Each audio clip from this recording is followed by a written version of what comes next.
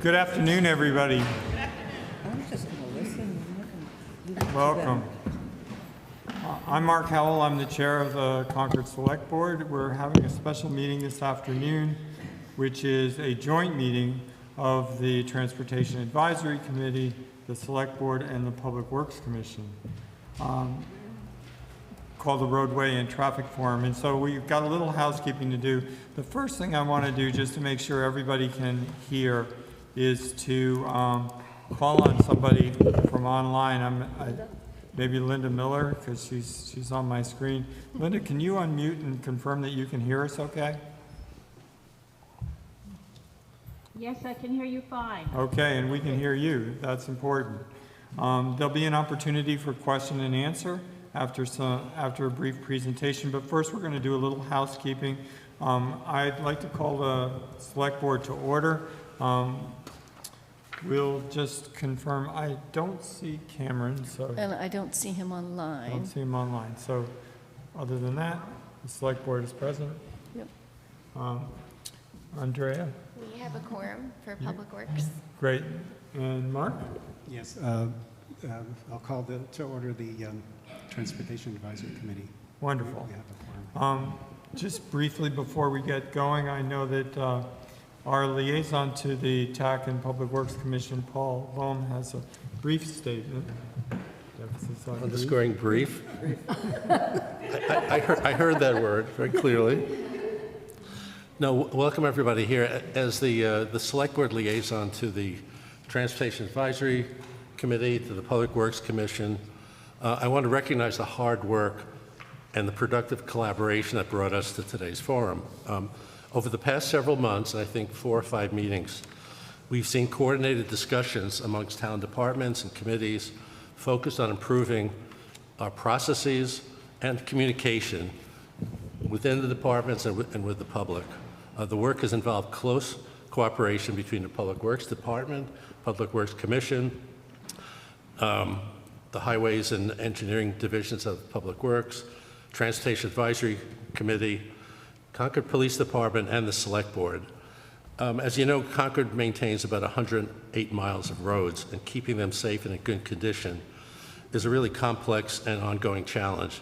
As you'll hear today, there are multiple programs already in place to improve the quality of the roads, to address safety concerns, and support all modes of transportation. But even within the funding that we have and the voters approved at town meeting and at the ballot box, we can't do everything. From the Select Board's perspective, our goal is to ensure that taxpayer dollars are spent wisely and that residents understand how projects are prioritized and funded, and that we are clear about the constraints that we face in town.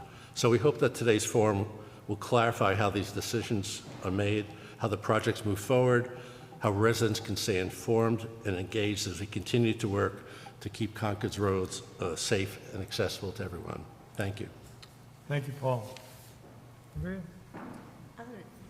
I'll just follow up on what Paul said, and that is to thank the public so much for coming out. Sure, I will speak louder. I wanted to thank the public so much for coming out to this meeting. It's great to see your interest and involvement as we develop plans for important investments in roadway improvements and safety efforts. We as a community decided to vote for this borrowing so that we could begin to tackle long neglected roadway maintenance and sidewalk repair. In addition to what, I just want to thank some people individually that Paul and I and Mark Ellis, the chair of the TAC, have met with staff over the summer, and that includes Alyssa Sandoval, who's the Director of Community Development, Police Chief Thomas Mulcahy, Steve Dukran, our town engineer, Aaron McClasko, our Superintendent of Highway and Grounds, and Alan Cathcart, Director of Public Works. And I think you'll see some of the work that we've completed and some more work that we need to do, but I'm glad that you're all here so you can begin to comment and give us your thoughts on that. With that? And with that, we can, Mark, do Yes, you want to okay, say something? yeah, no, Mark Avis, Chair of the Transportation Advisory Committee, and I think we've been, is that good? Can you hear me? No? Is this loud? it's on. Okay, I'll talk louder. Real close. Mark Ailes, Chair of the Transportation Advisory Committee, and I'll just say that I think, TAC is been following this. I've been involved in some of these wonderful meetings with staff and Andrea, I think TAC really looks forward to being an important part of this new process and facilitate, public input and open vetting and communication and greater education, both of the opportunities and of the constraints that we have, and then kind of enable that decision-making process in the best public interest. Thanks. Okay. I'm going to encourage everybody that speaks this afternoon to do what I'm doing. Get right up there, close to the microphone, so everyone can hear you. Okay. Are we ready to begin the presentations? Yes, are we ready? Yep. Can you hear me all right? Is this on? You can't hear me? Yes. Okay, great. Again, Alan Cathcart, Director of Concord Public Works. Just want to set the table. Well, we have staff are available to provide a presentation, but it's very important today to try and understand, this is going to be a dialogue, there's going to be conversation, some back and forth. So we'll try to speak up, and when you get to the microphone, you do the same thing. I think ideally we know this is recorded. We think this is a very important initiative by the town. Very much appreciate you actually coming in person. But we also know we are looking at investing over $27.5 million over the next 5 years. It's a unique and wonderful opportunity for the town of Concord. We need to make it very clear that we have a directive through town meeting and a vote to spend up to $25 million on roadway improvements. We've heard loud and clear from the community that we need to turn that ship around. We have the town engineer, Steve Dukran, here, who might be able to talk to some of those interests. We have $2.5 million that have been identified and targeted for additional safety efforts. I say additional because the paved ways in good condition are a safety benefit for everybody who uses them. The fact that we have a joint meeting like this is really important because we don't just answer to the community and individuals, we answer to boards and committees. And the way Concord works best is when staff can do the implementation and manage projects, and the boards and committees can be involved to ensure that we're doing what the town wants. And it's not always what an individual may want. And so that's what's important for us to recognize, that a lot of the decisions, a lot of the spending we're going to be investing in over the next few years, it's really important that we stay on task. It's important the community understands what we're doing, why we're doing it. And we heard loud and clear that there's been lots of concerns or questions on various initiatives or maybe special projects that people feel may have gotten lost in the shuffle. What we're here to describe today is how we can at least identify and account for those so that the community knows, what initiatives are being prioritized, kind of schedule of work. And so with that said, we're looking forward to the back and forth today. I want to introduce Aaron McCloskey, who is our Highway Ground Superintendent.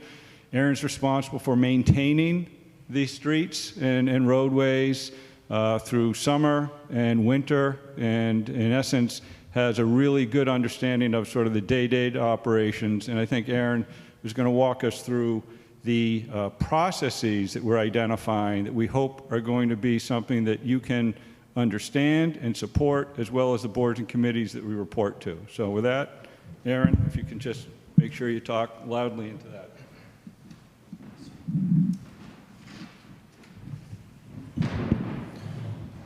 Good evening, everyone. Aaron McCloskey, Highway and Ground Superintendent, Town of Concord. This presentation that I'm going to give this evening is going to focus on the processes that Alan mentioned, how we receive requests, how we prioritize requests, implement projects throughout town, monitor the implementation, and make improvements moving forward. I'm going to go over a few different things. We've talked about this evening already groups meeting over the last few months to discuss past practices kind of existing policies, and how we can improve our processes moving forward, especially with the allocation at the recent town meeting of the $25 million for roadway improvements and the $2.5 million for safety improvements. Can go to the next slide, please. So this is the agenda. These are kind of the bullet points of the different slides that I'm going to cover here over the next few minutes. Next slide. So definitions. So these are definitions as they relate specifically to this presentation. You know, these boards and commissions that I'm going to talk about do a lot of other things in addition to what's listed in the bullet points, but this is specifically as it relates to the following slides in this presentation. So we're going to talk about the select board. It's an elected board. They have adopted the traffic, parking, and pedestrian rules and regulations. It's a mechanism for public input. The Public Works Commission, and we refer to it as the PWC, and there it's appointed committee. They are the road commissioners for the town of Concord. They provide policy guidance for public works, capital improvement program review, and it's another mechanism for public improvement, or public input. The Transportation Advisory Committee, often referred to as TAC, they're an appointed committee. They make recommendations that enhance local transportation. They provide public education, and it's another mechanism for public input. And the Traffic Management Group, we'll refer to it as a TMG, and that is a staff review made up of employees. They review requests and incidents and projects related to the public roadways, traffic safety, and parking related items in the town. And the staff involved in the TMG process are Public Works Engineering, Public Works Highway and Grounds, Concord Police, and Concord Planning and Land Management. Next slide, please. So the current roadway and traffic safety management process. So TMG, the Traffic Management Group, is a staff-made group that's existed for a number of years. They focus on roadway safety. They provide a structured process and a response. So very high level, how it's worked in the past and currently works. Requests are received. The team verifies the request. They evaluate the request. They rank it amongst other requests. They provide a recommendation. They develop a plan, they implement the plan, and then they continue to monitor. And those terms that I'm referencing are pulled right out of the traffic calming policy that's been adopted by Concord Public Works. That's a document that TMG uses when we're evaluating requests and making recommendations. Other documents that we use as a group are the Town of Concord Traffic, Parking, and Pedestrian Rules and Regulations. Those have been adopted by the Select Board. We also look at the Manual on Uniform Traffic Control Devices. It's a federal highway administration standard that's applicable. We look at Mass DOT, Highway Division manuals and publications. And we also, as a group, provide follow-up communication to the residents or individuals who provide a request to the group. Currently on the docket, we track all of our requests, and we have 288 existing requests that are kind of out there and have yet to be closed out or implemented, or they are pending a development and implementation. That list is comprised of projects that have been identified by various programs throughout the years, and I've listed those here. For example, the West Concord Master Plan, Complete Streets, Cut-Through Streets Study, Stantec Transportation Workshop, the Mothers Out Front, Safe Routes to School, Crosswalks and Sidewalks, and the Traffic Management Group requests that we receive regularly. So currently there's 288 existing requests that we've received over the years that have yet to be implemented and finally closed out. And that bottom figure kind of shows an illustration of, the plan, the development, the construct, and then it's in construction. You can see we have quite a bit, and then currently it's a handful of projects have made it all the way through. Over the years, many projects have been implemented and closed out. Next slide, please. So high level, how does the communication flow work?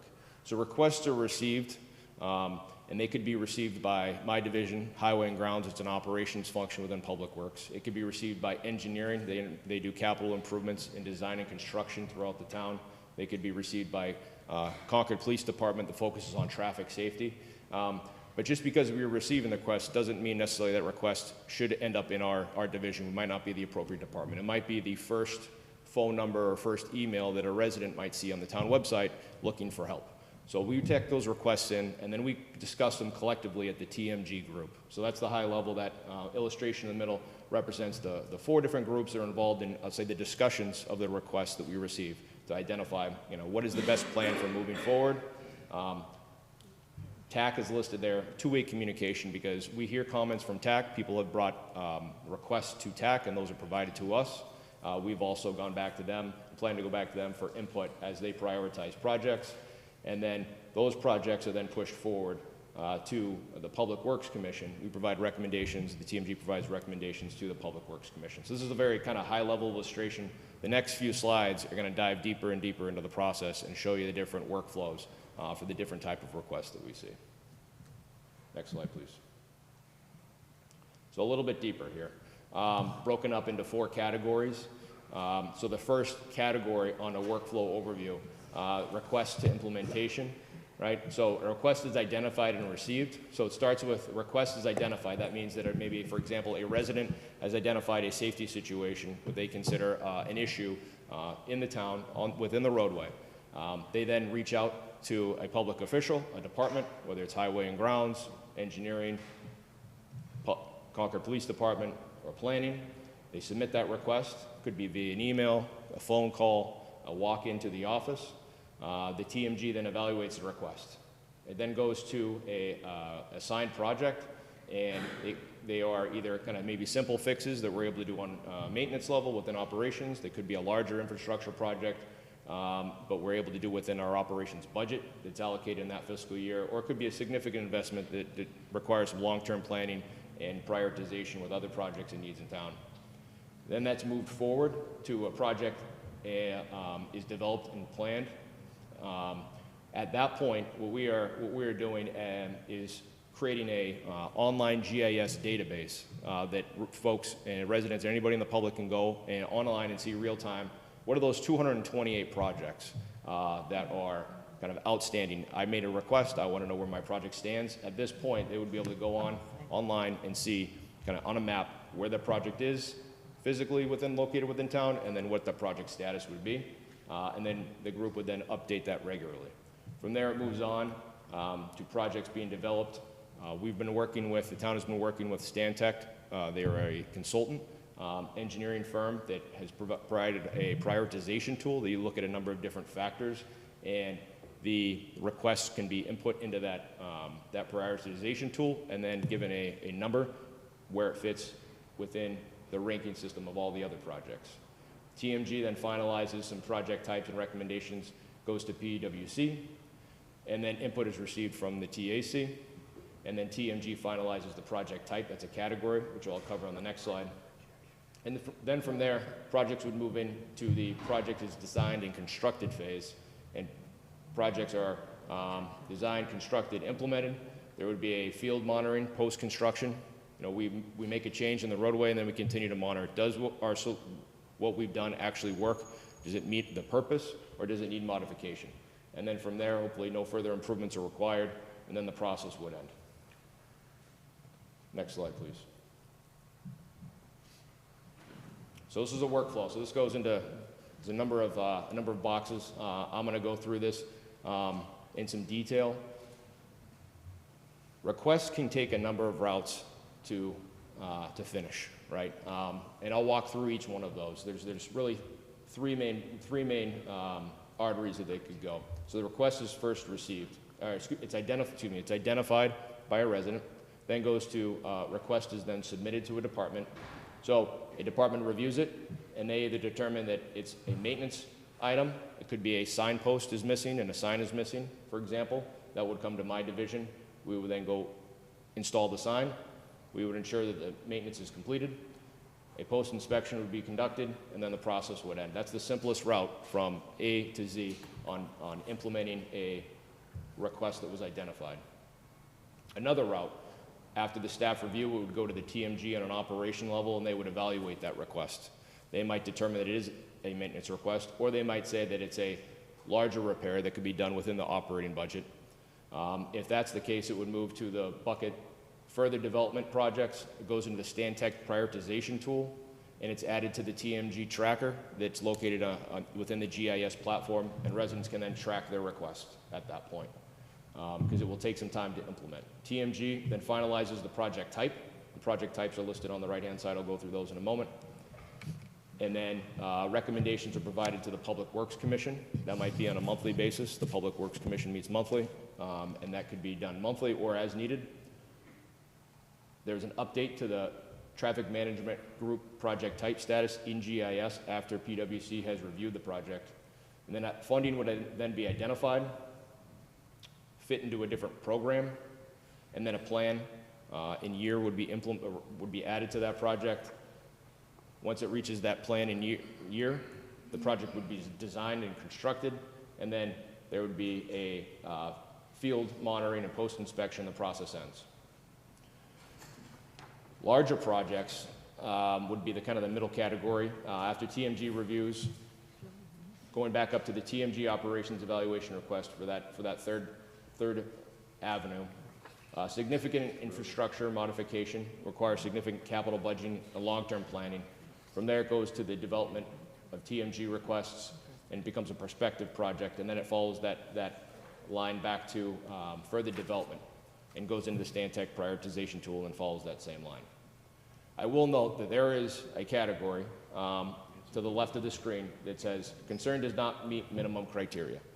So there are projects, or excuse me, there are requests that do come through that when they are evaluated by the TMG finds that they do not meet minimum criteria and there's no action required.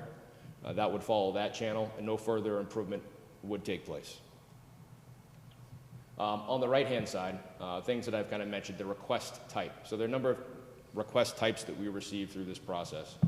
Those include sidewalk and ramps, crosswalks, pavement and drainage, intersection improvements, signage markings, and traffic and speed. So those are the categories that we fit all the requests into, one of those categories. And from there, the TMG decides and determines which project type that would go into and fit. So we have 6 of those. Those are roadway paving, pedestrian and bicycle, intersection improvements, cut-through mitigation, complete streets, or safe routes to school. Now I mentioned the GIS portal where requesters can go in and see their status. There's 5 statuses. There's a plan, develop, construct, in construction, and then complete that they would see. And then funding, right? Nothing happens without funding. Operations and maintenance doesn't happen without funding. Capital projects don't happen without funding. So there needs to be a funding source that is identified, and funded program types include roadway paving, pedestrian and bicycle, traffic improvements, or signal improvements. Next slide, please.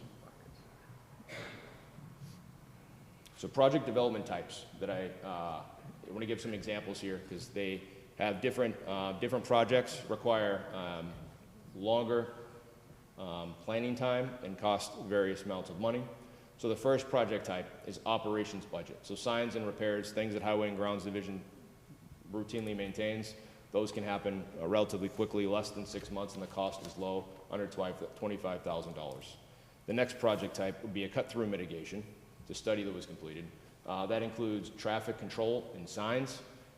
Those are recommended in the 2018 study. Again, those projects, should they be prioritized, could be implemented in less than 6 months at less than $25,000. The next low-cost project is the safe routes to schools, specifically lines and stripes. An example of that is the thorough school walk audit. Implementation could be less than 6 months, and again, less than $25,000. Now moving to the medium category, there are 2 project types. There's grants and local funding. Examples are safe streets and spaces.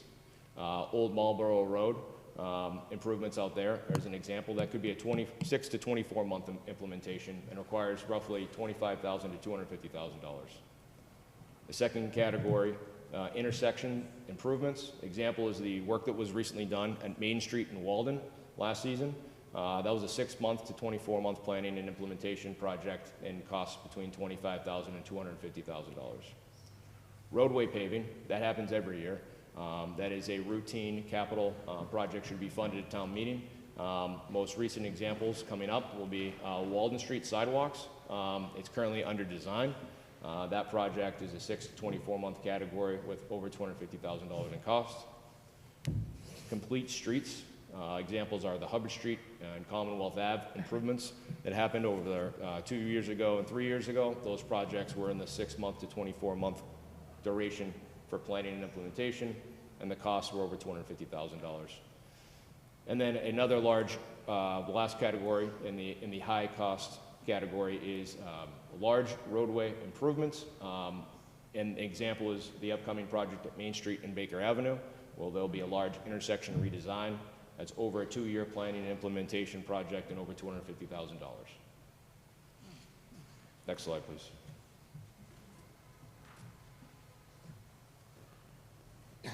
Some examples of some projects, and this graph shows it kind of in a different manner where it shows on the left-hand side development duration in months and then the average cost. And you can see we've taken some pictures and put some pictures with examples there. The Main Street at Walden project is on the top left. Middle photo is Main Street. It's a paving project.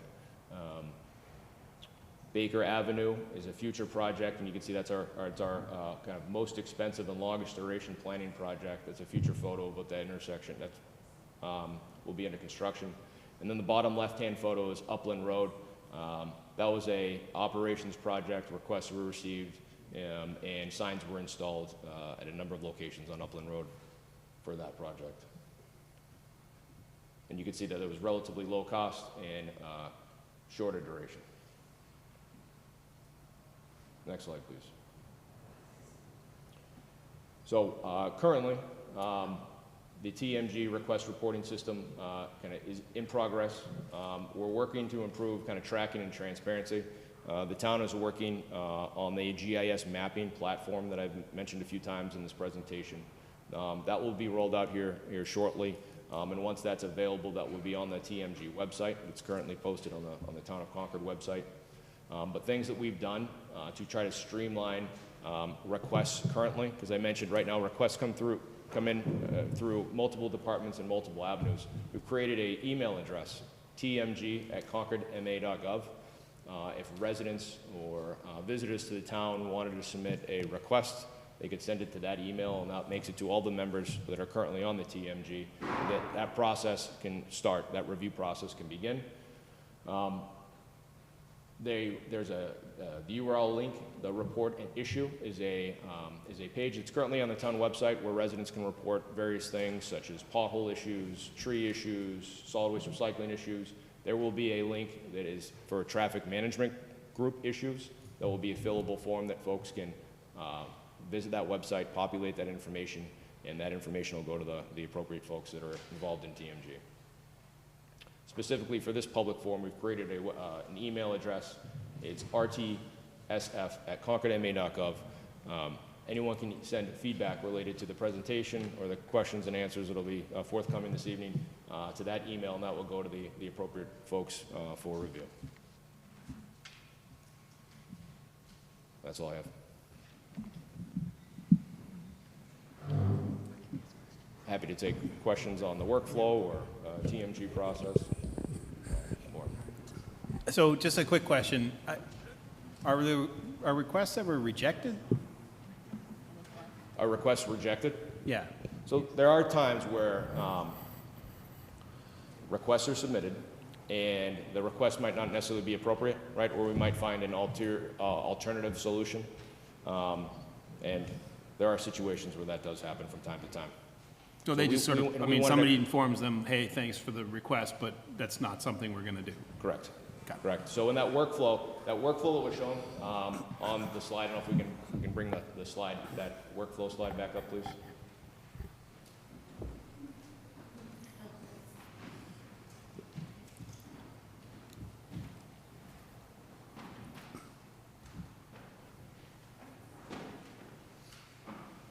Thank you. So we wanted to make sure, a lot of time and effort went into coming up with this workflow. This is a new workflow. And we wanted to make sure that we captured every avenue possible for requests that are coming in. And I'm sure that even after tonight's forum and the feedback that we'll receive, there probably will be some modifications and some tweaks to this. But we wanted to make sure that we were fully transparent on. There are, every avenue, how it can happen. Some requests happen fast, some take longer, and some don't happen at all. That is, kind of We want to make sure we capture that fully on here. Yes, so. Cool, thanks. Aaron, can you say something about, you have 220 plus requests, and by the time you get back to the office, probably be more. How do you go about prioritizing? What criteria do you use? I mean, the real world, how do you take 223 and kind of filter that down? What's the prioritization, conversation, methodology? Who's involved in that? So historically, the conversation has been, there's been representatives from those different departments that I mentioned, Concord, Highway and Grounds, Engineering, Police, Planning, collectively meet and discuss those and come up with, review against the traffic calming policy, rules and regulations. It could be a request that there's a speeding request, right? And it might be determined that's an enforcement issue, really, is the best first approach. Or is there appropriate signage that's out there? What we've done recently is the Town of Concord Engineering Division has contracted with Stantec to create a prioritization tool that has, they're looking at a number of criteria, and Steve Dukran could probably go into better detail than I on how those criteria have been set. But all those projects, those items that have been identified from those various lists of previous projects that were conducted, as well as the current TMG requests, can get input into that prioritization tool and then ranked from there. So that's, moving forward, that's how projects are going to be prioritized. That's a request. Can I go? Sure, Mary. Great.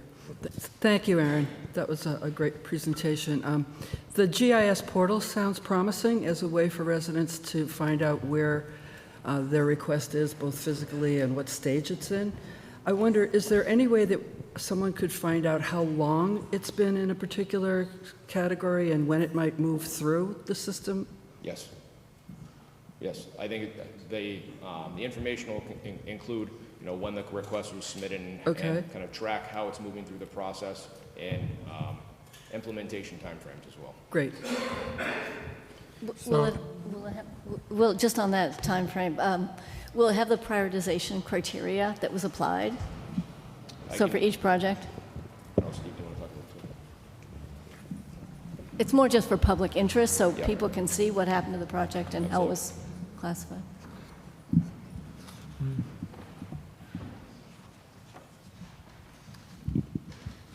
Thank you. Can I have the question again? The question was the prioritization criteria for each project. Will the outcome of that be in this new tool and visible to residents? Okay, so let me talk a little bit about the tool. So the tool has been created to some extent by Stantec during their asset management work that they did for us. And it has to be refined, and criteria being used would be engineering criteria, like warrants for a certain request, like stop sign, criteria like condition of the asset, whether it's a sidewalk or road, that will be brought into it, as well as the activities of the area. So you'll have that kind of, all those criteria will go into this prioritization tool. So I think there'll be a limit to the amount of information that you can capture on the GIS tool, but certainly the main criteria could be shown. Sven?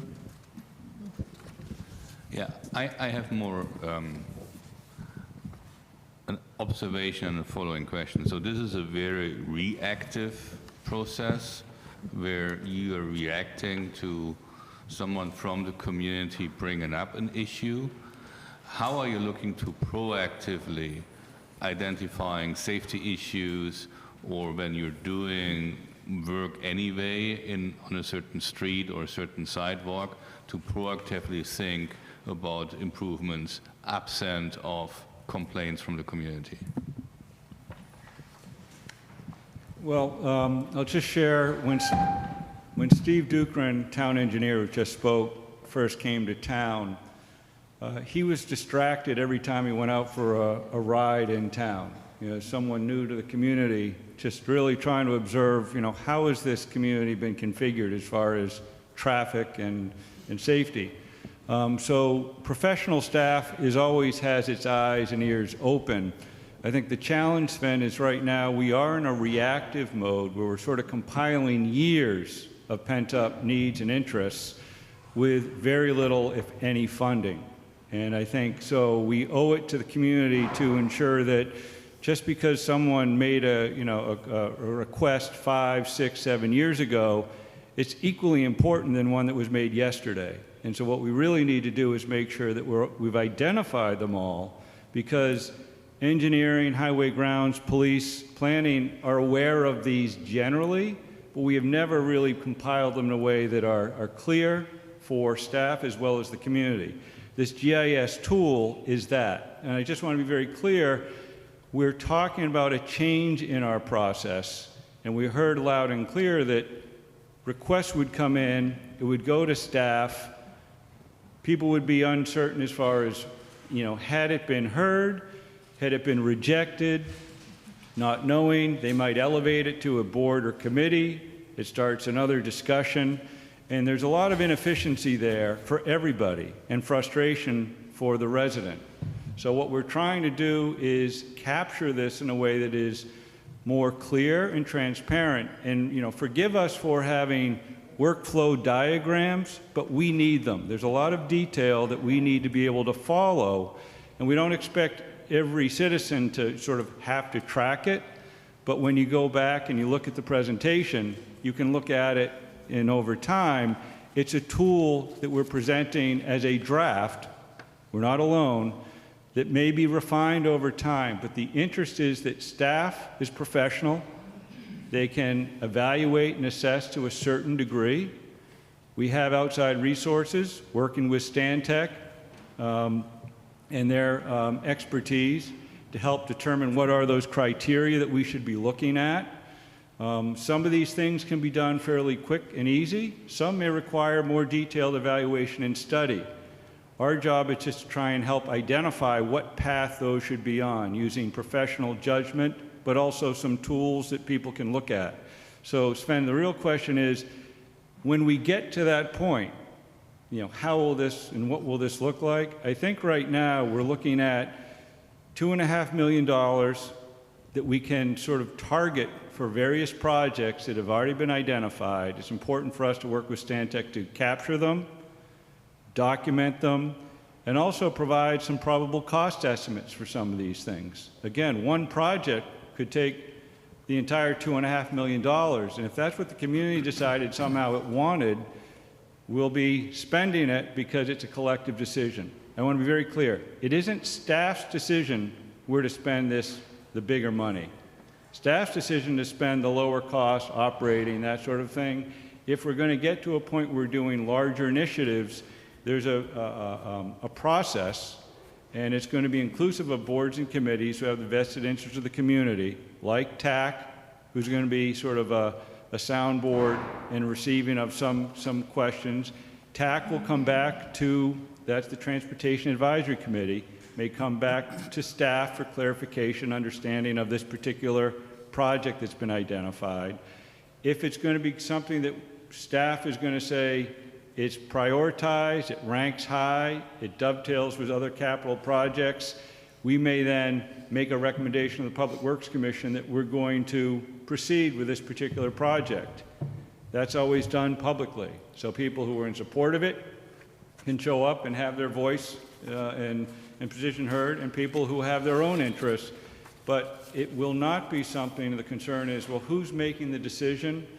It's going to be very apparent using this tool, which is new, so you can identify what are all the various requests of the community, what's the order of magnitude as far as time, schedule, and cost, and at least by identifying these, we can now organize it and move forward with, quite honestly, with Public Works. Our interest is when it's a real project, it means it's been green-lighted for funding, for design, and construction. And that's very important. And I just want to make clear that this is a response to that gap that we've identified. And part of that gap was we had no funding to really move a lot of these initiatives forward. We do have funding, but we have to be very careful as far as which projects are going to be prioritized. And Sven, ultimately, staff does look at every construction project For instance, whenever we're doing a road, sidewalks, we look at ADA issues when we're doing that kind of work. That's when we're doing structural work. I'm still learning when we're talking about lines and crosswalks, it's not just what you see in the street, what's it connecting to? You know, if it's just grass strip, well, that becomes an issue for the engineers because that doesn't comply with anything. Does it connect to a sidewalk? I want to make clear, when we got the funding at town meeting, it's a lot of money, but we could spend a lot more. We had to sort of curtail it to be realistic, with paving as the #1 priority we hear loud and clear. Safety is certainly important, and when we look at that $2.5 million, we want to make sure we're targeted and strategic with that. But being proactive is, when there's structural work, we want to be proactive, and when there's an inquiry, it could be someone from a remote area of the town, a neighborhood, who has an interest that's just as legitimate as someone is downtown. But the reality is someone's going to have to weigh in to sort of prioritize what projects are going to be done. Okay, let's go over to the TAC for some more questions from boards. First of all, thank you so much for this effort. I know that you all have been putting in a lot of work. I'm Rebecca Woodward. I'm a member of TAC. One of the things, just to speak very frankly, is the process flow may speak to you all more than it speaks to some others of us. And I was wondering if you might be willing to take a real-world example and sort of talk through what that person can expect, and I can actually give one to you. So, for example, there's a woman I know who lives on a road that doesn't have sidewalks, and because she does not have sidewalks, and it's a fairly busy road, she's not able to send her kids to walk or bike to school, and also she feels like it's unsafe in front of that house, just in general for her children. And she is someone who has tried in the past to go through the town for help. And I was just hoping you could speak, using this new process, what would the steps be for her and what kind of communication and response could she expect? Thank you. Okay, great. One of the changes that we've implemented as far as the staff and what TAC and what constitute TAC, over the years, TAC, because we didn't have lots of funding, it was more of just an operational function. And because of that, we had key operations people vetting these things. And what would happen with a request like that is, we don't have funding, there's not much we can do, that was the end of the story. We've reconstituted TAC so that basically the operations group will be looking at all of any new requests and vetting it to understand it. And if it elevates beyond an operational decision, they will then elevate it to the Public Works Director, Town Engineer, Chief of Police, Director of Planning, and the Town Engineer. The reason is, this is a group that has management responsibilities, that's the management and traffic management, and can look at it from a broader picture so it's not just operational. It's a funding. Usually it's funding. The challenge we have with sidewalks, and I just have to sort of repeat what we've said through town meeting and trying to get support for the ballot, we have a certain amount of sidewalks that have fallen into disrepair, existing sidewalks in bad repair. When we got the funding, it was clear we're trying to maintain those sidewalks. And I know strategically, over the last 20, 30 years, there's certain policies as far as where do sidewalks belong or not, because simply extending them is increasing our assets. The problem we had is we weren't maintaining the assets that we've already spent. So there's a balance. So when we hear a new sidewalk, I have to say that to me, and I will have, so I want to be clear, Aaron McCloskey, our highway ground superintendent, is going to serve on both the operating group and the TMG, so he can bring to the TMG what was the discussion from the operating group, sort of boots on the ground. Bring that to the TMG so we can look at, what are the merits of this, better identify it, categorize it. But Aaron, do you want to use sort of the process flow diagram of how you would sort of envision this request for a new sidewalk? Just I don't think they want to see the process flow diagram, they just want to hear how it would happen, right?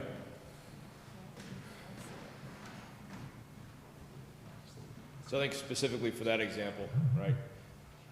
Can we put up the flow diagram for my own benefit? Because like reference, it's a resource for us, and honestly, I just want to be as transparent as possible, of like kind of methodology as we work through this one. So specifically, sidewalk extension, right, in an area that doesn't currently have sidewalks, right? That project is going to be $100,000 probably, you know, with all the implementation. I don't know the specific location without a street, but I believe I'm familiar with that request. So we're going to say it's over $100,000 project.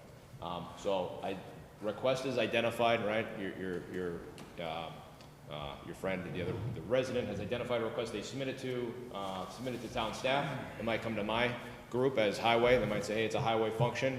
Send it up to us. I'm going to say it's not operations, it's capital, right? That's engineering.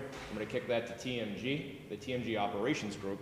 It's comprised of myself, Officer Holsinger, Eric Shaw, Assistant Highway and Ground Superintendent, and Justin Richardson, Assistant Town Engineer. We collectively will talk and review the project, look at the location in town, say, okay, you know what, this project is really a larger project. Maybe there's a couple questions we have for that resident, just some clarification.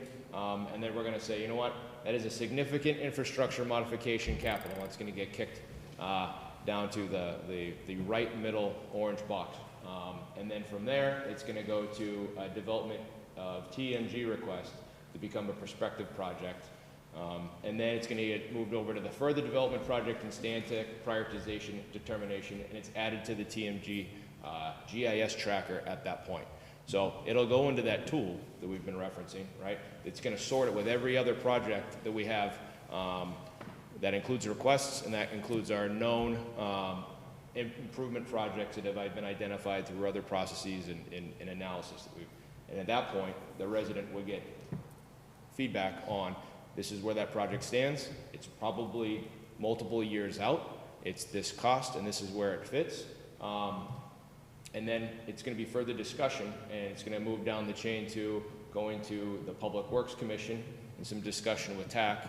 That's the public vetting process, an opportunity for that resident to attend a public meeting, to maybe put in their input, have a public comment. They might receive some feedback from the Public Works Commission, or the Public Works Commission might come back and say, you know what, based on other public input we've gotten, we really want to prioritize this a little bit higher and move this up in the capital plan. And then from there it gets reprioritized, and then there's another opportunity for some feedback back to that resident of, hey, this is where it stands now, and this is kind of the realistic expectation. So it might be one of those ones, just knowing what's on the docket and what's on the list, that's likely, unless it gets prioritized at a public group, it's probably years out before more sidewalks are added. Thank you. You're welcome. Can you hear me? Okay, so I'm curious about the prioritization process. So let's say you got 100, I don't know, sidewalks. How do you decide which ones, and they're all equal dollar amount and time frame, just to make it simple. What kinds of prioritizations do you use? Is it something like a safety intensity, like the number of near misses or crashes in the area, or it's near a school, or it has experienced excessive speed or traffic volume in the area? Trying to get kind of a sense of the things that we hear in TAC about people really concerned, to understand what are the prioritizations to the people who come and, you know, come to you and say, I want a sidewalk, I want this because, and that you must have something that's sort of a real world criteria that you can use besides how much it costs and time. You want to talk about BCI?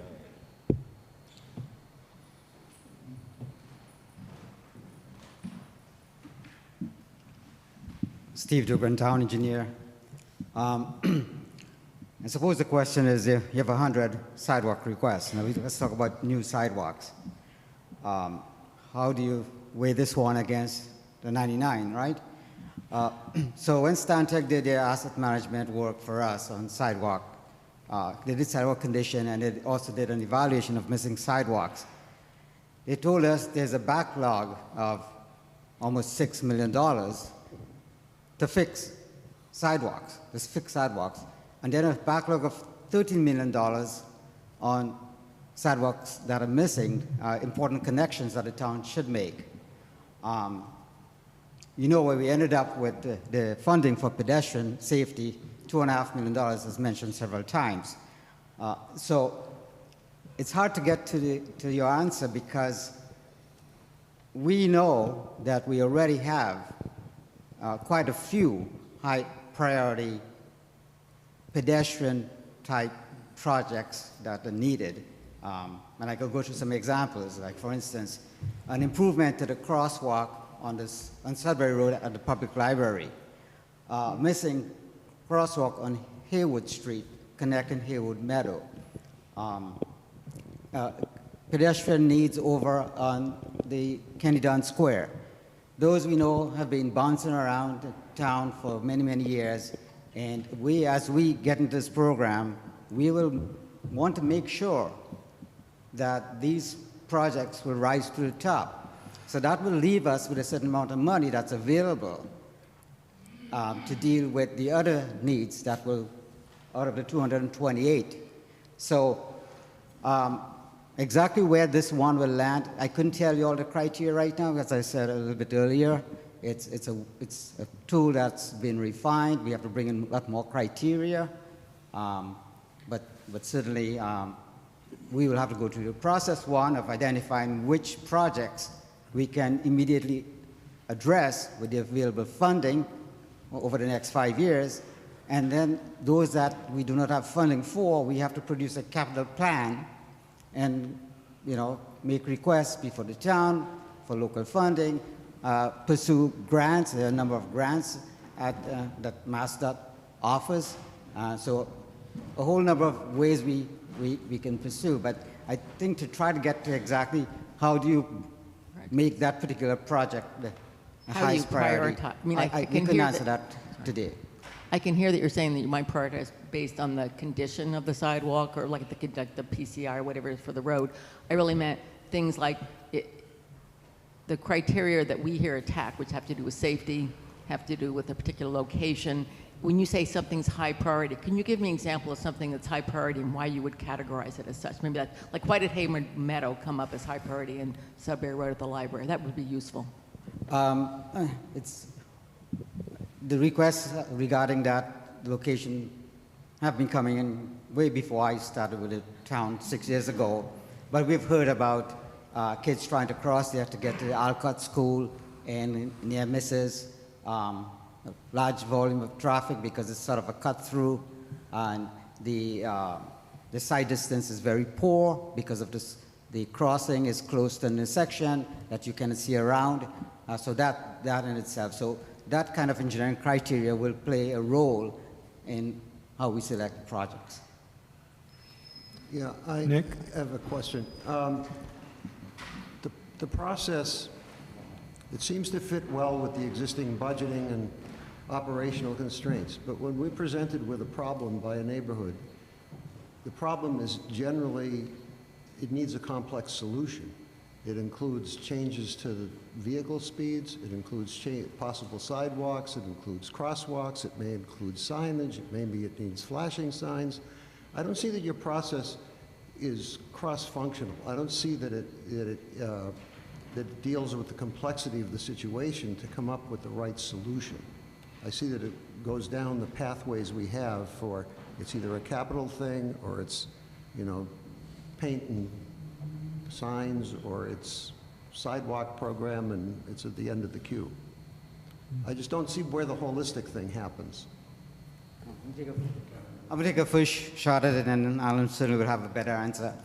One of the things that we don't want to do, Nick, is that to make a process that's too complicated, because we'll spend forever trying to fix it. So I think our approach should be let's do what we can to fix the current process, to get some real work done, and continue to work on the process to make it such that it will address everybody's needs.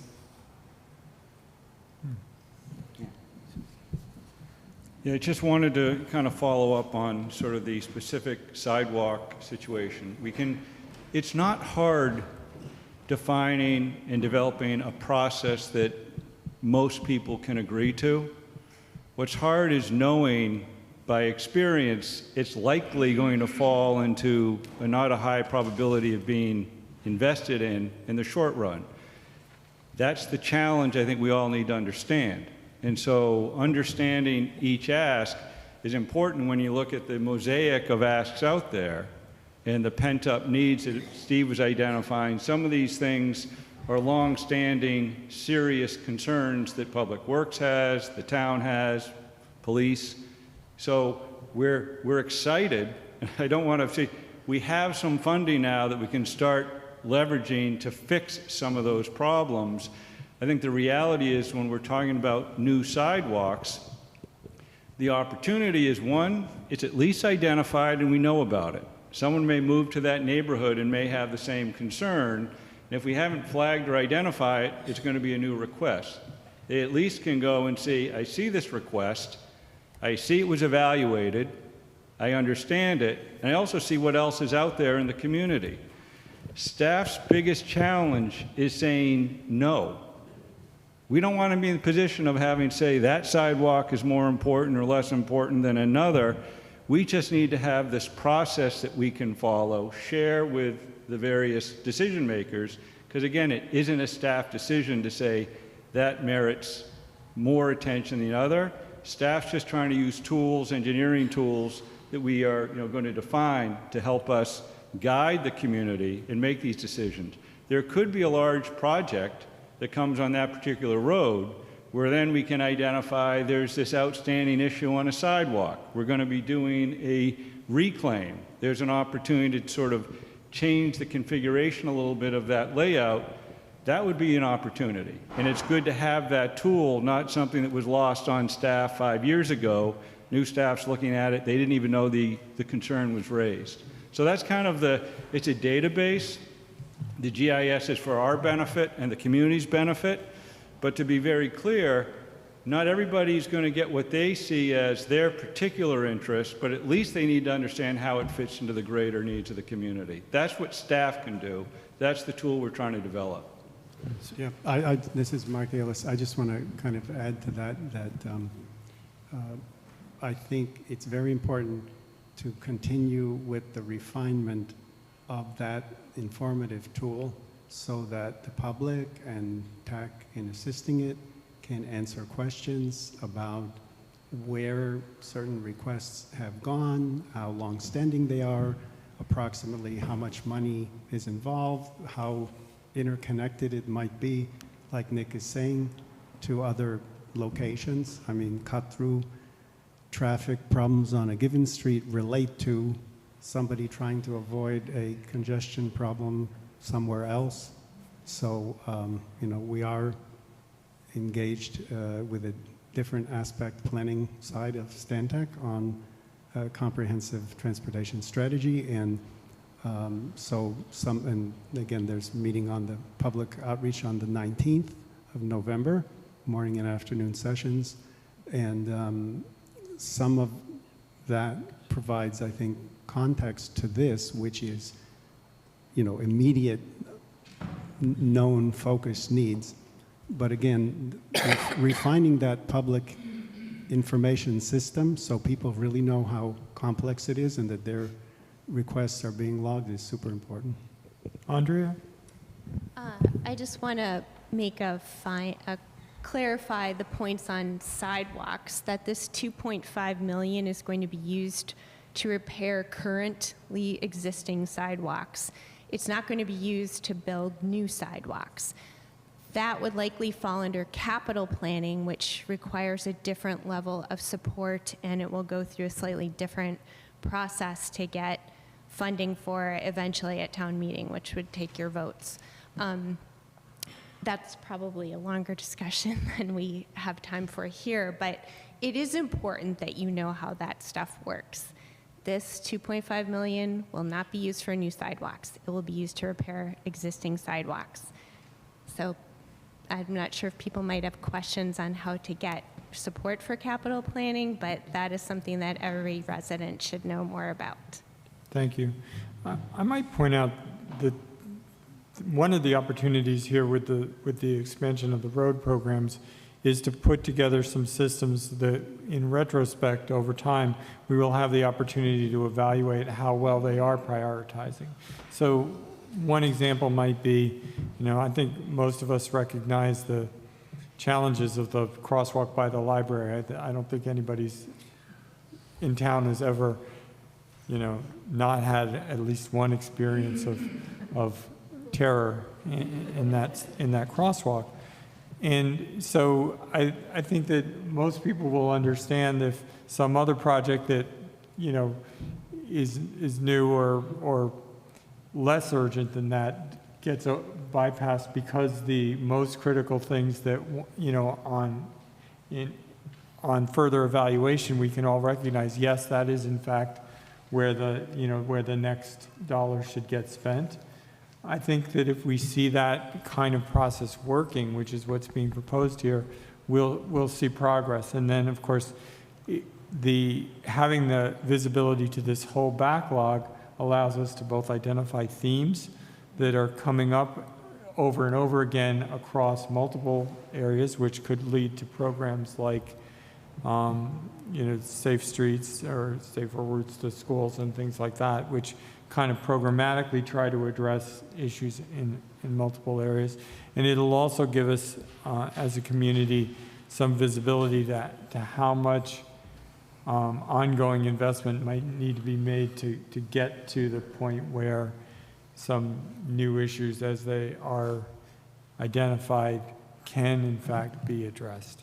I wanted to be careful about time here because it is 5 after 5, and I know the boards have had an opportunity to ask some questions. This might be a good time to shift to some community comments if people have a question or something they'd like to raise. Maybe approach the microphone. Please, I'm not going to ask that people be long about identifying themselves, but please do make sure that you're speaking right into that microphone and can be heard. And I'll let you work out your order. And we'll take a couple in the room. And if people on Zoom also have questions, raise your hand and we'll generate a queue over there. Yes, please. Hi, I just want to follow up on... Come speak right, pull it, twist it down a little bit. Sorry. There you go. Yep. Can you just give us your name? Yes, sure. Laura Mills, 105 Upland. And I just wanted to follow up on what you said about the visibility of the backlog. Yeah. When will we know about that? So I think you can correct me, but I think what we're hearing is that there's already a backlog of 228 was what the number that was on the slide. Mm-hmm. And that backlog is free to build as people put in more requests and issues. Obviously, that'll be triaged and duplicates will be, upvoted or something. When is visibility to that available? Alan? Yeah. Yeah, Steve Dukran, who's working directly with Stantec, indicated that they have been tasked to work through, once we've agreed to this system and model, they're going to use this criteria to screen these. And he seems to think within a couple months we should be getting something we can report back. We also need to work with our GIS team to develop the actual tools so that you can kind of see these things geographically. And I do think it's important, and I just want to emphasize schedule and timing of things. We're fixing something that's been sort of challenged for some years. It's going to take some time. We're taking the time to do it properly. But I will say a lot of these projects, unless they are those sort of operational issues that there may be a handful or so that might be, now that we have funding, we can move on. We're talking months, if not years, for many of these. And so we are presently designing, our engineering division is looking to aggressively start managing the pavement conditions. They're in design mode as we speak of roadway repair. It's a lot of work, that's a focus. They will certainly look at those roadways and then cross-reference with at least the list that we're aware of to see where there might be some matches. But I think sort of, our expectation is within a few months, we should have something that can be public-facing. Thanks so much. It just would be nice to see what neighbors' concerns are, it's in all of our interests. You know, we really are looking forward to sharing that. Yeah. I noticed in the list, I'm Janet Miller, 1647 Main Street. I noticed in your list there was something from West Concord from 2010, 15 years ago, and I'm just wondering what that project, what that request was, what the holdup has been.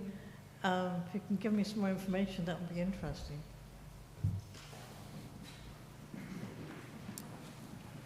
So on the list you're referring to was the existing projects. So it was West Concord, it was the master plan that was conducted. It identified a number of needs, specifically what's still outstanding was a project that Steve mentioned earlier, the Kenny Dunn pedestrian improvements, so Kenny Dunn Square, making it more pedestrian accessible, is still outstanding. So Kenny Dunn Square, for anybody who's not sure, is the intersection of Commonwealth Avenue and Lawsbrook Road, right by the dam. If you've ever tried to cross it, you know, the I have many times, Yeah. and it's terrible. Okay. I want to comment on that. Sure. That is a prime example, that is the prime example of a situation that is not just a pedestrian problem. Yes. That is a motor vehicle problem, it's a pedestrian problem, it's a bicycle problem. That is the way we have to look at that sort of thing, not which bucket it fits into. Thanks.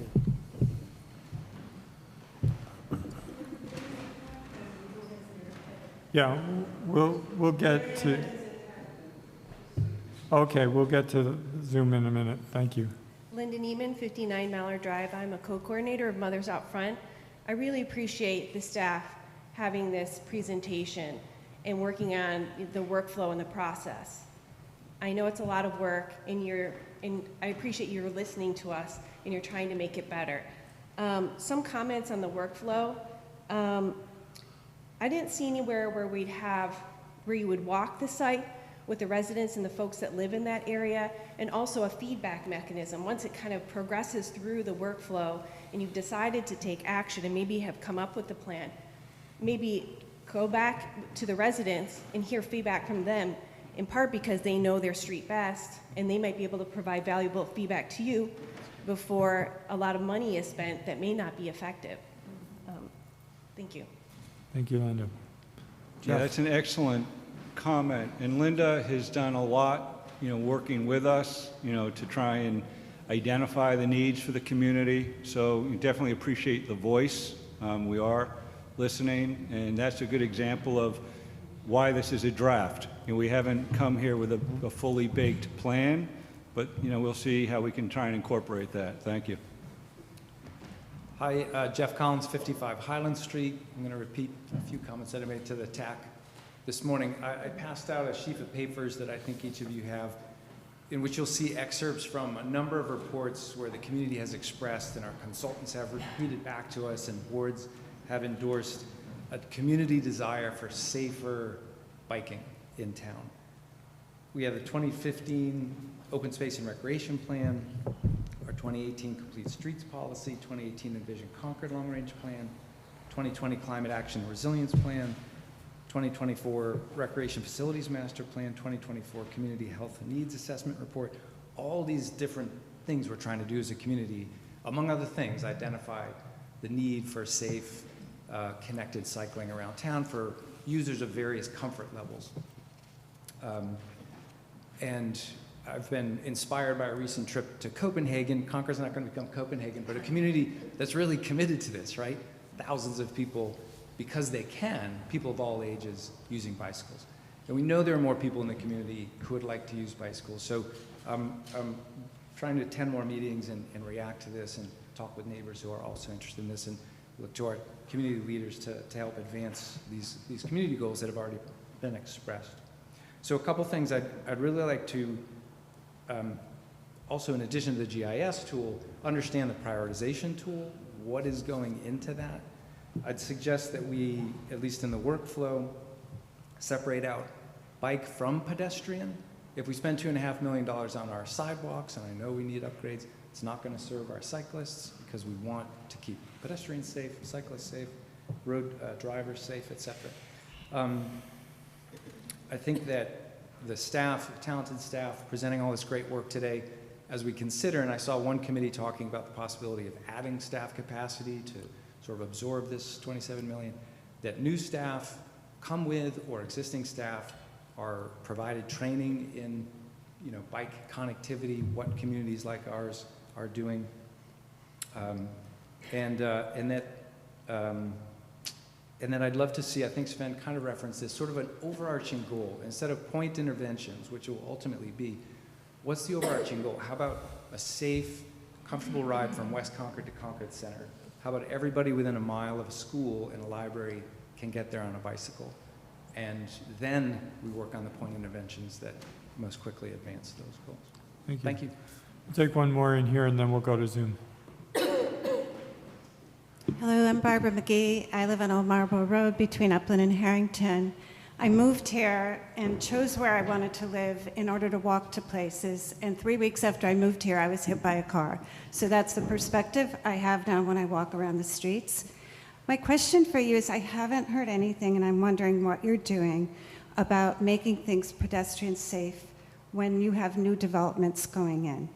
For instance is, when I try to walk to doctor's appointments in the Baker Ave complex, once I leave the street, it is absolutely dangerous navigating all those parking lots and islands, and there's no sidewalk to get from the street to whatever building you're going to in that complex.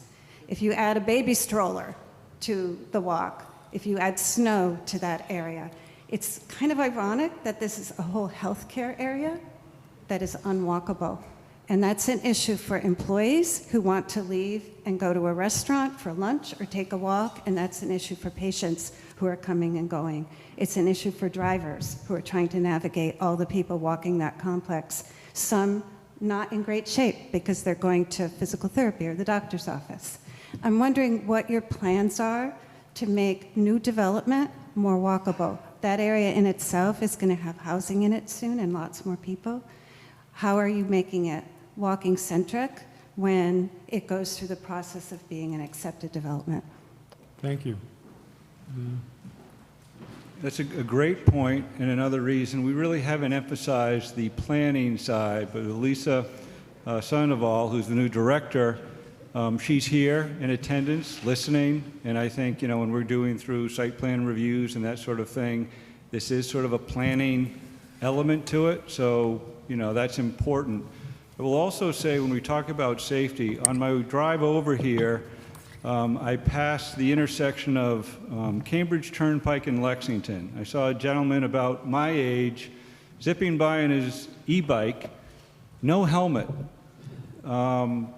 It's just remarkable what people do. When we talk about safety, sort of the personal responsibilities, I think education's important. I think our public health director is here in the audience as well. She's very interested in sort of passive recreation, safety, walking, that sort of thing. So staff has representation, and I think it's, we hear you loud and clear, and the planning that's been done in Concord, I've been here long enough to know, is second to none when it comes to aspirations. The challenge is, when we actually going to invest in some of the work that has to be done. We have a challenge in front of us, $27.5 million over 5 years. We don't want to be talking about it. We want to be doing things. And so, this is an important step, but we got to get the process right and kind of appreciate your perspective. So just share that. It's fine. Yeah, just a few thoughts to the last question.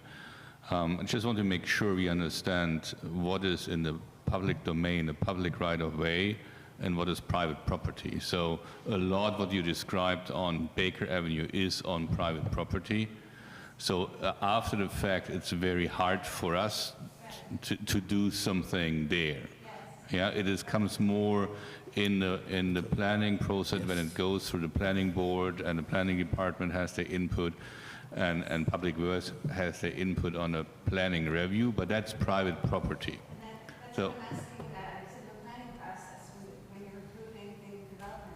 yeah, so I think that's a good idea that I think probably we have to think about what planning board and the planning department can implement there. But the main purpose of where we try to catch up now is on a public right-of-way, because that backlog alone there is already massive. Just, yeah. We're going to take a comment from Zoom from Mariana.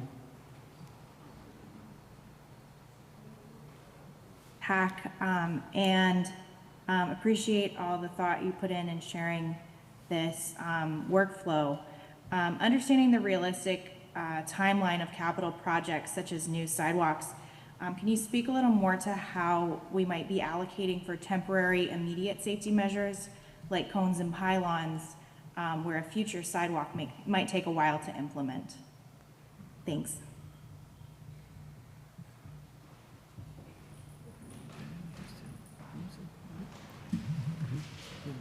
Steve Dugan, town engineer. Using temporary measures to demonstrate projects is a tool being considered in our toolbox. A lot of other communities do that.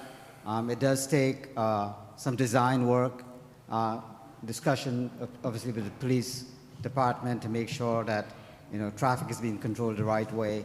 And in some cases, maybe even having the select board approve the measure if it's going to be something that's going to need enforcement. So yeah, definitely looking at temporary measures as demonstration projects is something being considered. Thank you. Mariana, did you have any follow-up? No? Okay. Great.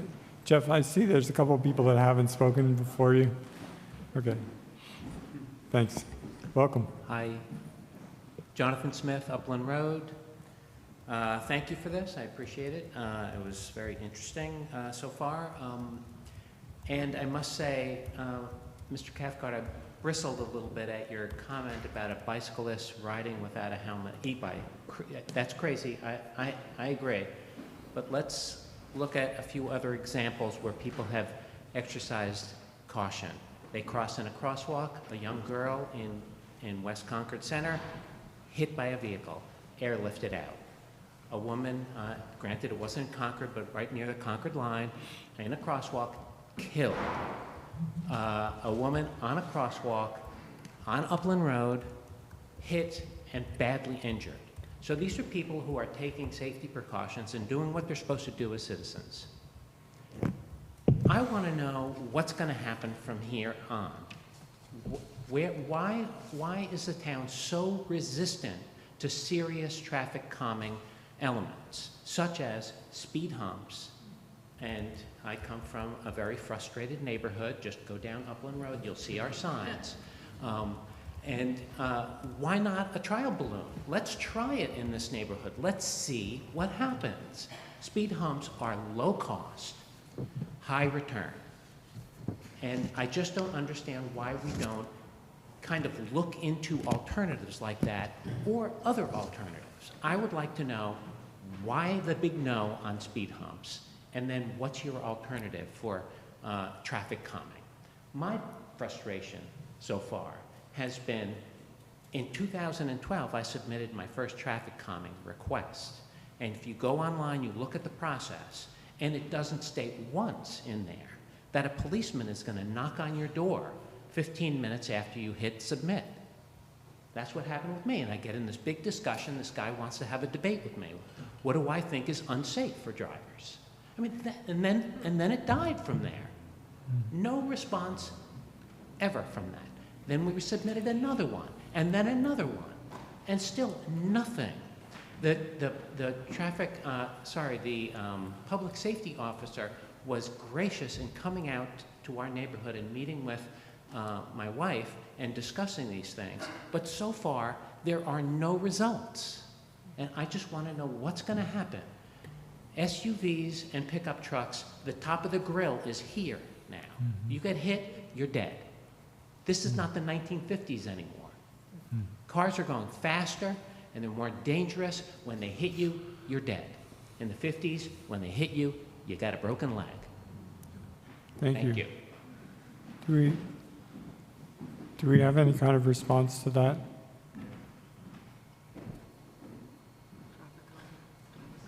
Thank you.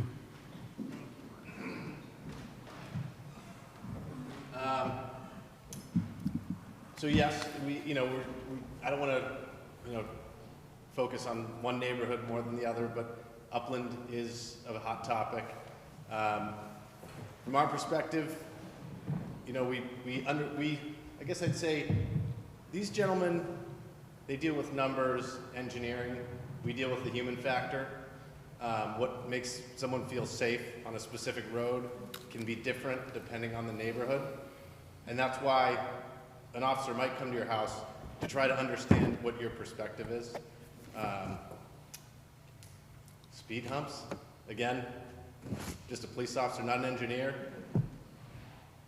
We do generally collect data from a specific road. If the goal is to get the speed down to, let's say, 20 miles an hour, but the speeds, most cars are already going 20 miles an hour, we just, again, I'm not public works, but we wouldn't want to install something that isn't going to solve a problem of making the community feel safer. I guess that's the best way I can describe it from the police perspective.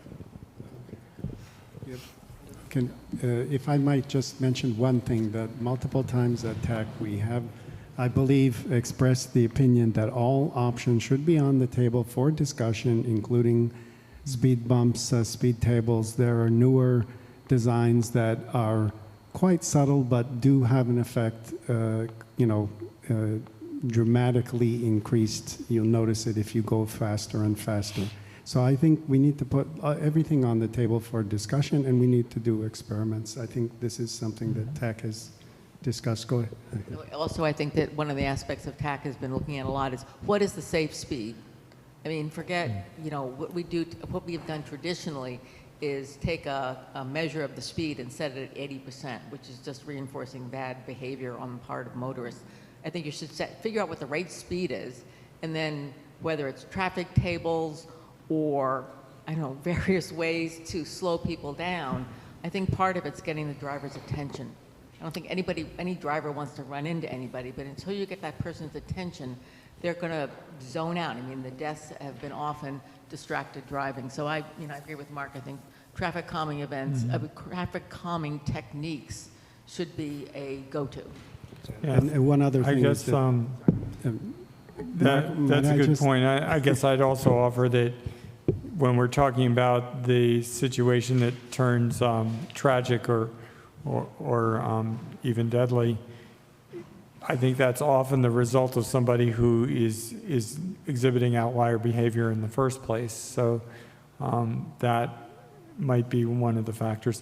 We are just about at time, so I see we have one more person at the microphone, so please go ahead and ask your question or comment. Thanks. Krista Collins, 55 Highland Street. I have a comment and a question.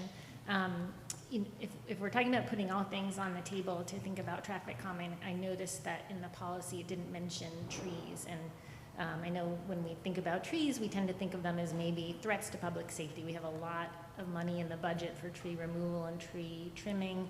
And obviously those are things to be concerned about. We don't have a lot of money in the budget. We eliminated the setback tree planting program from this year's budget. Trees play a really important role in traffic calming, even if they're not in the immediate vicinity of where the issue is. It's a visual cue to people to slow down. So I think we really need to think a little bit harder about how we think holistically about these problems and integrate trees into the planning more. My question is, some of the most dangerous places in town happen to be on state roads. I'm thinking of the straightaway on 62 in West Concord, the crossings at Route 2. Is there any hope that we could have some collaboration with the state through this process in addressing some of these places? Thanks. Thank you. Collaboration with the state, Steve?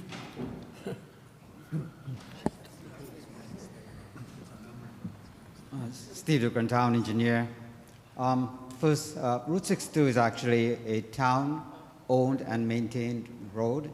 It's a state-numbered road, but the town has acquired the ownership and the maintenance rights. There are a couple of bridges along Route 62 that are still state-owned. So if you see we are paving and we skip a bridge, that's the reason why.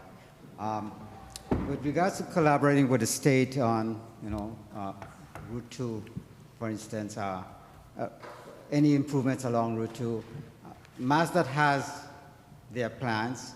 They typically are long-term plans, but we continue to meet with them and review what they're doing, give input, but things don't happen fast with them.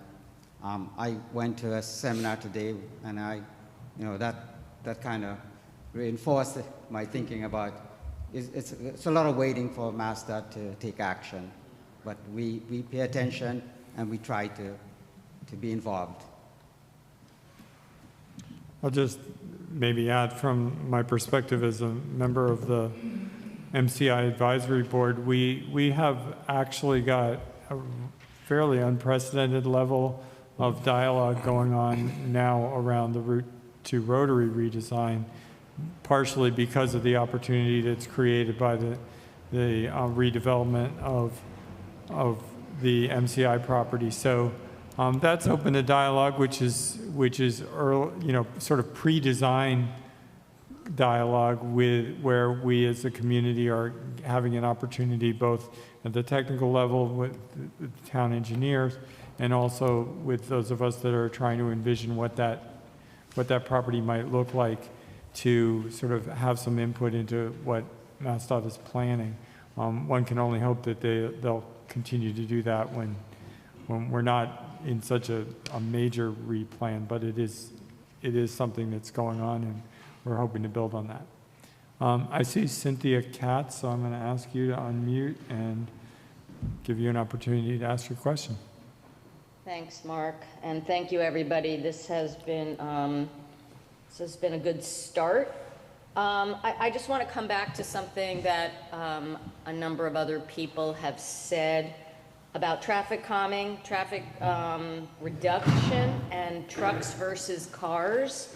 Other communities are using traffic calming measures successfully that I've been told when I've brought it up with different people and different departments across the town, oh no, we can't do that. Oh no, we can't do that. Oh no, we can't do that. Everything from speed humps and bumps to trees that have already been mentioned, to narrower streets, to streets not being lined. There are lots of different ways to calm traffic, but we have a huge problem in Concord, it seems to me, where we have a lot of traffic that is trying to get off Route 2 and avoid backups, and so they use our local streets and turn them into these thoroughfares that they were never meant to be. They weren't designed that way. And I just wonder when we can really start to have a conversation about traffic calming, especially in light of the fact that we are talking about 3 major developments in West Concord that will significantly increase traffic in West Concord, especially along Route 62. So thanks, that's my question. Thank you, Cynthia. Thanks, Mark. Does anybody have anything they were looking to close with?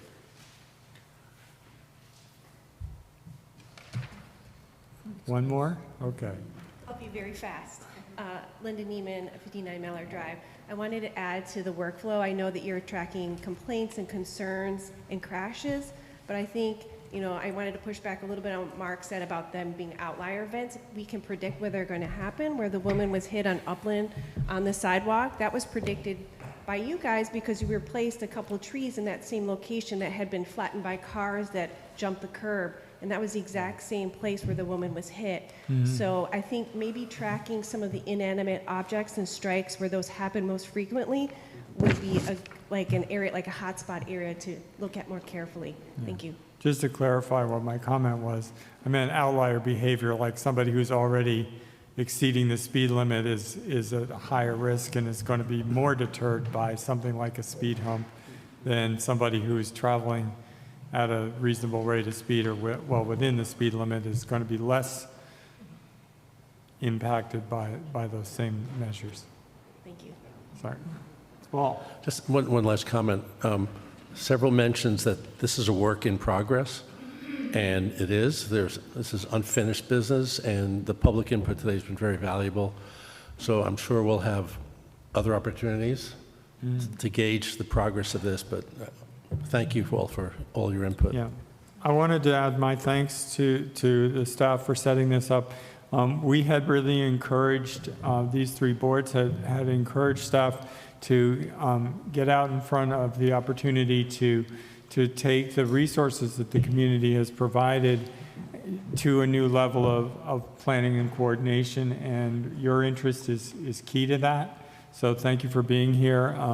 If you're watching this online later, use one of those email addresses that Aaron presented earlier to give us your feedback, and we'll keep looking to make Concord a safer and better community to be in. Thank you all for coming today.